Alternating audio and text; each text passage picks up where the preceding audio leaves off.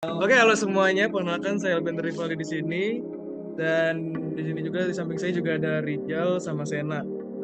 Oke, kami di sini akan mempresentasikan soal proses produksi cargo bike, progresnya. Nah, pertama-tama kita bakalan jelasin dulu soal jenis cargo bike itu sendiri. Untuk penjelasan jenis cargo bike ini akan dijelaskan oleh Rijal. Lanjut. Oke, jadi cargo bike itu sendiri terdapat 3 jenis. Yang pertama itu ada utility ringan, yang kedua itu ada yang sedang, lalu ada yang berat. Lalu selanjutnya itu ada internal dan faktor eksternal. Dari sisi internalnya, struktur PIC pembeli komponen, produk desain, mechanical design, electrical engineer, marketing, accounting, production team, dan yang terakhir quality control. Dari faktor eksternal itu sendiri terdapat perusahaan dari baterai itu, pemerintah, pajak, regulasi, vendor motor listrik, vendor aksesoris, dan vendor pembuatan rangka. Yang selanjutnya dari sisi teknologinya, yaitu ada pengereman, yaitu berupa rem cakram. Lalu yang kedua itu ada indikator untuk baterai.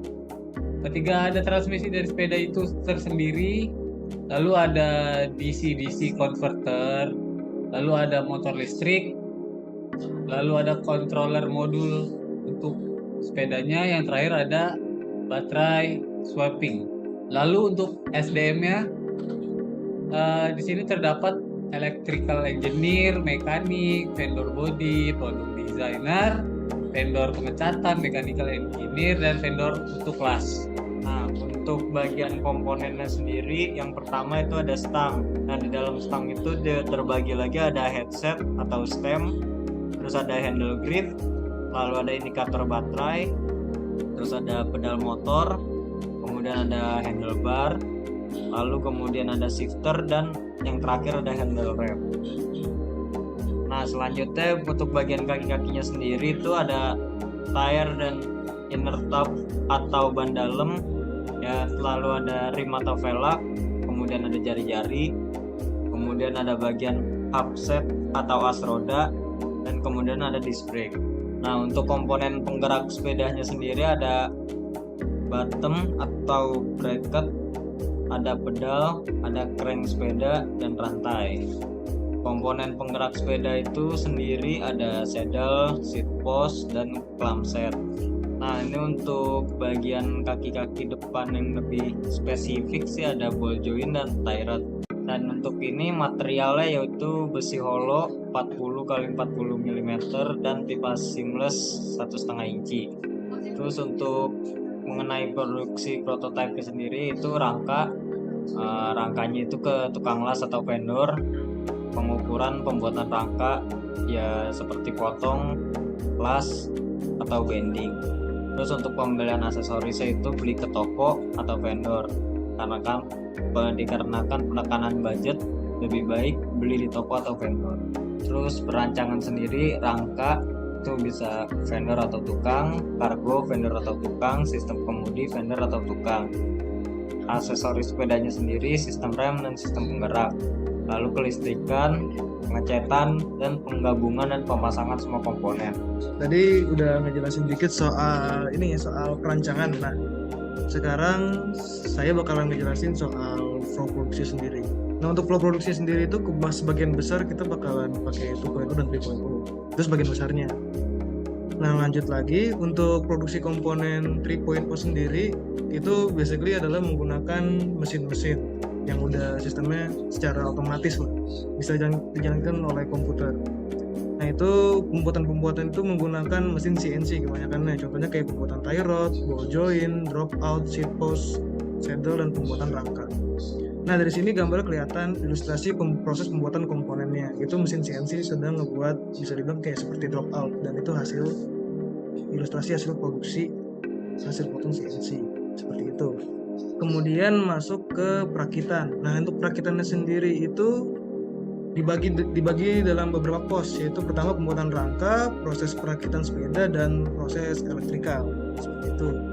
Dan lanjut lagi tambahannya ntar ada proses desain 4.0. Dan di 4.0 ini bisa dibilang semua desainer, engineer itu bekerja dalam satu file bersama-sama untuk menyelesaikan proses desain seperti itu. Nah, lanjut lagi ke detail untuk flow produksinya. Yang pertama-tama kita desain brief dulu. Desain brief, kemudian proses desain. Setelah proses desain masuk ke persiapan produksi, pre-production. Setelah pre-production masuk ke produksi, lalu masuk ke perakitan. Nah, untuk produksinya sendiri, untuk desain briefnya itu biasa kita nentuin dulu use case-nya apa, target kendaraan ini untuk di mana. Sambil kita mencari use case-nya, kita juga mencari data-data informasi yang mengenai cargo bike atau transportasi sejenis seperti itu. Nah, setelah desain brief udah ketemu, nah kita lanjut ke proses desain. Untuk proses desainnya sendiri itu kita mencari referensi lagi untuk bahasa desain. Habis itu kita juga bisa dibilang mencari sketsa-sketsa, menggambar-gambar sketsa. Setelah menggambar sketsa juga kita mencari data lagi seperti data ergonomi, data teknis, antropometri. Jadinya kalau yang sebelumnya untuk desain brief kita mencari data yang bisa dibilang sifatnya umum, belum teknis ke barangnya. Nah, untuk proses desainnya kita udah cari data yang bersifatnya sudah teknis seperti itu. Lanjut, ketika kita sudah menemukan datanya, kita ngebuat 3D modelnya, ngebuat desainnya menggunakan 3D model. Jadinya dari data-data yang didapat itu kita masukin ke 3D modelnya, seperti ukuran-ukuran yang pas itu seperti apa. Habis itu lanjut lagi ke sketsa. Nah, sketsa yang udah dibuat, bahasa desain udah ketemu dan referensinya udah set semua, itu diimplementasikan ke pembuatan 3D model. Nah, setelah 3D model udah selesai, kita lanjut ke proses prototyping. Nah, untuk proses prototyping ini kita bisa muter-muter lagi karena ya kembali lagi prototyping itu bisa ada beberapa kendala seperti itu. Jadinya kalau misalnya ada yang miss, ada yang kurang, ini bakalan masuk ke proses desain kembali sampai benar-benar sudah set. Nah, setelah sudah set, kita masuk ke tahap persiapan produksi. Nah, untuk persiapan produksi sendiri itu biasanya kita menentukan komponen atau bagian-bagian apa aja yang akan dibeli, apa aja yang harus dibikin sama vendor, apa aja yang bisa kita bikin sendiri. Nah, setelah itu kita melakukan survei harga ke beberapa vendor. Setelah melakukan survei harga, kita menentukan vendor untuk melakukan konsultasi juga dengan vendor. Kira-kira apa nih yang pasnya, keputusan apa kira-kira seperti apa yang pasnya kayak gimana. Itu setelah persiapan produksi masuk ke tahapan produksi. Nah, untuk tahapan produksi itu sendiri itu kebagi dua. Ada produksinya itu sendiri dan order barang seperti itu. Dan setelah proses kedua itu lanjut masuk ke perakitan. Nah, perakitannya sendiri itu dibagi dua. Ada perakitan lewat vendor, ada kita merakit sendiri. Untuk bagian produksi sendiri, cakupannya itu kita melakukan proses cutting, habis itu kita melakukan bending, habis itu CNC, bubut, dan welding. Ini untuk pembuatan rangkanya itu sendiri. Nah, setelah semua bagian udah di welding, sudah dilas, itu lanjut ke proses pengecetan. Nah, setelah rangka sudah jadi, kita juga melakukan order barang. Nah, order barang itu kebagi dua, yaitu order komponen kelistrikan dan komponen sepeda. Nah, komponen listriknya itu mencakup kayak motor listrik, baterai, DC-DC converter, controller, kabel-kabel, dan sebagainya ya, hubungan dengan kelistrikan. Dan untuk pembelian komponen sepeda itu juga yang berhubungan dengan aksesoris sepeda seperti pedal, jok, sistem pengereman, transmisi, sistem kemudi, ban, velg, dan stang. Seperti itu. Kita masuk ke bagian denahnya. Denah untuk proses produksi si cargo bike itu sendiri. Nah, yang pertama-tama itu adalah bagian desain timnya lah. Bisa dibilang ini kayak tim kantornya. Nah, tim kantornya itu sendiri ya seperti biasa yang tadi bisa dibilang ada proses desain. Kemudian untuk tim purchasing juga ngelakuin order-order barang untuk pembelian alat kelistrikan, habis itu komponen sepeda, habis itu juga ada orang yang juga ngontak vendor. Seperti itu.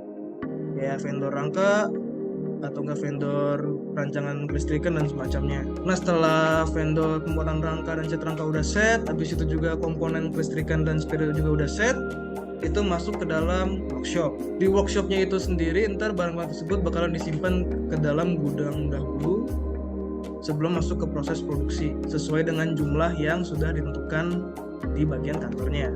Nah, dan di bagian workshop sendiri itu ntar juga ada orang yang melakukan QC, quality control, dan juga melakukan pengawasan-pengawasan saat produksi. Seperti itu. Dan jika angka produk yang ingin dibuat sudah keluar, nah itu bisa dilakukan proses produksi. Nah, untuk pertama-tama ngelakuin perakitan komponen sepeda dulu sampai jadi. Kemudian kalau komponen sepeda sudah selesai, kita lanjut ke proses bisa dibilang perakitan komponen kelistrikan. Setelah perakitan komponen kelistrikan sudah selesai, itu lanjut ke proses finishing. Nah, jika finishing sudah, itu kendaraan tersebut bakal ditaruh di garasi. Atau enggak tetap bisa dibilang kayak tempat untuk naruh sepeda-sepeda tersebut lah, sampai dibawa ke kurir untuk dibawa ke tempat-tempat bisa dibilang toko sepeda atau toko-toko yang menjual cargo bike seperti itu. Itu sekian dari penjelasan soal proses produksi dari divisi kami, dan terima kasih.